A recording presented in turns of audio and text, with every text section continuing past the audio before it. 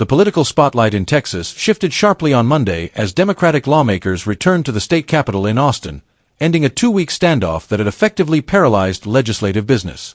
Their decision to come back restored a quorum in the Texas House of Representatives, clearing the way for Republicans to resume work on a redistricting plan that could reshape the political map for years to come. Leave your like and subscribe to the channel so you don't miss any updates. At the center of the dispute are new congressional maps that Republicans, backed by President Donald Trump, hope to pass. Analysts suggest the proposed maps could net the GOP as many as 5 additional seats in the U.S. House in the next election cycle, giving them a significant advantage heading into the midterms. For Democrats, the maps represent not only a political challenge but also, they argue, a threat to fair representation. According to an unofficial tally released by the legislature on Monday, 120 members answered the roll call, including 32 Democrats. 30 others, all Democrats, remained absent. With quorum restored, the chamber immediately referred the redistricting bill to the House Committee on Redistricting. While the move was procedural, it signaled that the Republican majority intends to press forward quickly. The House adjourned until Wednesday without taking any votes. House Speaker Dustin Burrows underscored the historical resilience of the legislature, noting that civil arrest warrants remain active for members who previously prevented the chamber from reaching a quorum. The House has been through a tumultuous 2 weeks, Burrows said. But this institution long predates us and will long outlast each of us. Representatives come and go, issues rise and fall, but this body has endured wars, economic depressions, and quorum breaks dating back to the very first session. It will withstand this too. For Democrats, however, the fight is far from over. Leaders of the caucus indicated they are preparing a broad legal strategy to challenge the maps if they are enacted.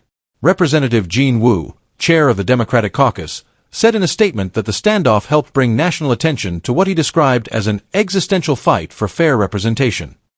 He argued that the delay bought Democrats valuable time to organize, attract legal expertise, and mobilize supporters across the country. Not all Democrats, however, returned to Austin. Representative Aisha Davis publicly announced that she would continue to abstain from participating, insisting that she had promised her district to resist any redistricting plan she considered harmful. "I made a commitment to my district that I would fight until the end to keep our representation intact, and I'm staying true to my word," Davis said. Others, like Representative Aaron Zwiener, voiced frustration with what they described as a lack of courage from Republican colleagues, but emphasized that Democrats are documenting the process carefully to support future court challenges. Zwiener noted that legal experts and voting rights advocates are now closely involved in shaping the Democratic response. When pressed by reporters on whether Democrats might again break quorum by leaving the state, she declined to rule out any option, saying only that all strategies remain on the table. The confrontation in Texas reflects a broader national battle over redistricting. In California, lawmakers reconvened from recess on Monday to begin work on legislation that would put new congressional maps before voters in November. Governor Gavin Newsom has framed the effort as a counterweight to what is happening in Texas. Meanwhile, Democratic governors in Illinois and New York have suggested they may also respond with mid-decade redistricting plans, while a proposal in Maryland's Democratic-controlled House would mandate changes if other states act first. Republican-led states are also weighing their options. In Florida and Missouri, officials are reportedly considering advancing their own redistricting efforts before the midterms, moves that could further alter the balance of power nationally. The issue has also reached the federal level. The Trump administration has invited Republican lawmakers from Indiana to the White House next week for discussions expected to focus on redistricting. According to an invitation reviewed by ABC News, senior officials and cabinet members will meet with state legislators to explore ways to align with the administration's political agenda. Vice President J.D. Vance has already visited Indiana earlier this month to speak directly with lawmakers about the redrawing of congressional districts. For now, all eyes remain on Texas. The return of Democratic lawmakers has broken the immediate stalemate, but the fundamental conflict remains unresolved. Republicans hold the majority and appear determined to push their maps through. Democrats, while outnumbered, are betting on legal challenges and public pressure to block or overturn the changes. As the debate resumes, the outcome in Texas may set the tone for a nationwide redistricting battle, one that could influence not only the 2026 elections but the broader trajectory of American politics in the years to come. President Donald Trump announced Monday that he intends to spearhead what he called a movement to eliminate mail-in ballots and reduce or eliminate the use of electronic voting machines across the United States. The statement, delivered through a lengthy post on his social media platform, marks Trump's latest attempt to challenge how American elections are conducted. In his post, Trump argued that voting machines are unreliable and unnecessarily expensive, claiming they cost 10 times more than what he described as more secure alternatives, such as paper ballots printed with watermarks. He further asserted that mail-in ballots create opportunities for fraud, though he did not provide evidence to support these claims. At the end of the evening, paper ballots leave no doubt as to who won and who lost, he wrote. Trump also said he will begin the effort by signing an executive order, suggesting it could be implemented before the 2026 midterm elections.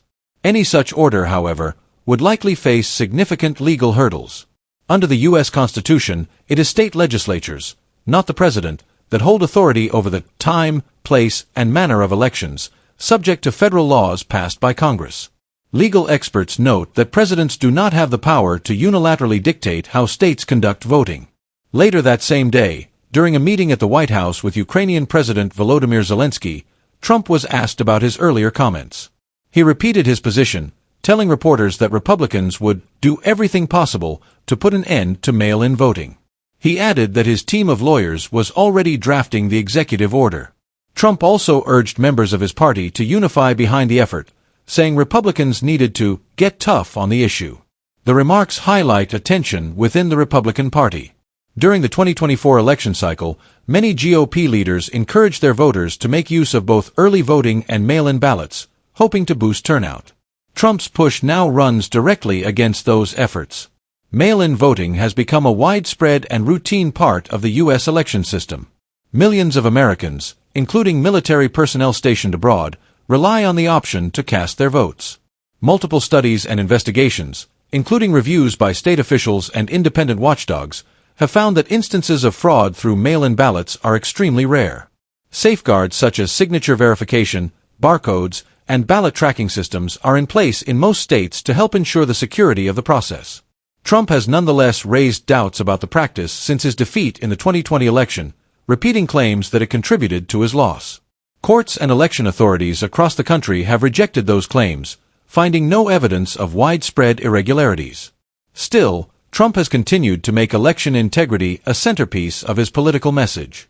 The president also tied his remarks to recent discussions with Russian President Vladimir Putin. The two leaders met in Anchorage, Alaska, last week, where Trump said Putin told him that mail-in voting undermines the credibility of elections. In a subsequent interview with Fox News host Sean Hannity, Trump said Putin called mail-in voting dishonest and claimed that no countries currently rely on it. That statement was inaccurate, as Russia itself allows absentee ballots in certain circumstances. Putin's own re-election earlier this year was met with sharp criticism from Western governments, including the United States. The State Department declared that Russia's vote occurred in an environment of intense political repression, in which opposition voices were marginalized or completely silenced. International observers said the outcome, which handed Putin a sweeping victory, was neither free nor fair. Trump's former advisor on Russia, Fiona Hill, weighed in on the issue during a Sunday appearance on CBS News. Hill said Putin was likely attempting to exploit divisions in the United States by echoing Trump's concerns about mail-in voting.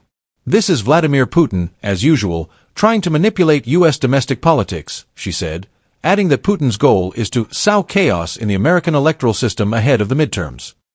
As Trump positions himself for a central role in shaping Republican strategy heading into the next election cycle, his focus on mail-in ballots and voting machines underscores how election rules remain one of the most polarizing issues in U.S. politics. Supporters see his push as a necessary step toward what they describe as election security. Critics, however, argue that his claims risk undermining public confidence in democratic institutions.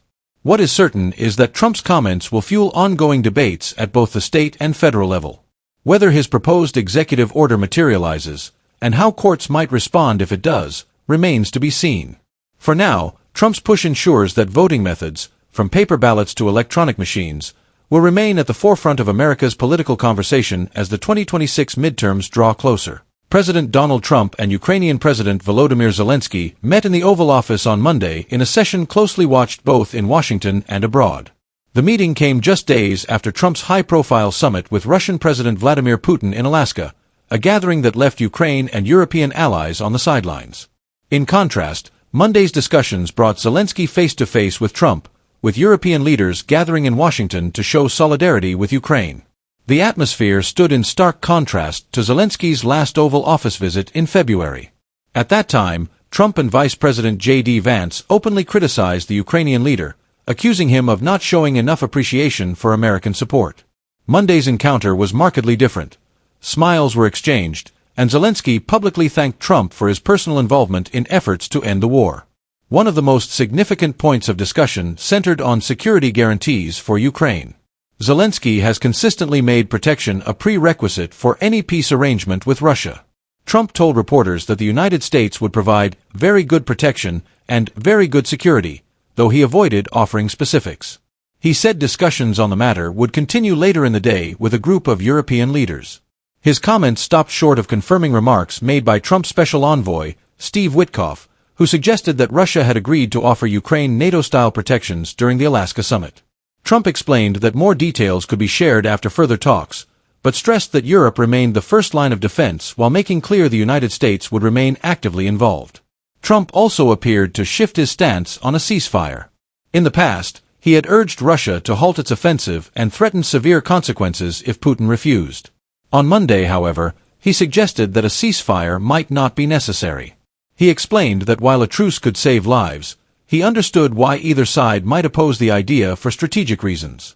He added that he supports the concept because it would stop the loss of life immediately, but acknowledged that practical realities may prevent such an agreement for now.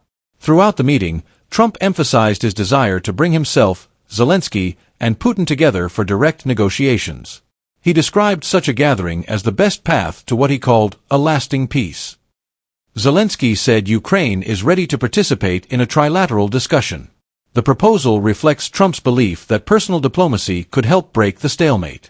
When asked whether U.S. support for Ukraine might diminish if no deal is reached, Trump rejected the idea. He said it is never the end of the road and insisted that Washington would remain engaged. According to Trump, the priority is to stop the killing, and he expressed confidence that there remains a good chance of reaching an agreement. Trump confirmed he would speak directly with Putin following his meetings with Zelenskyy and European leaders. He noted that the Russian president was expecting his call once the White House discussions concluded. Trump suggested that the outcome of that call could determine whether a three-way summit takes place. He said that if such a meeting happens, there is a good chance it could lead to an end to the conflict, but if not, the fighting is likely to continue.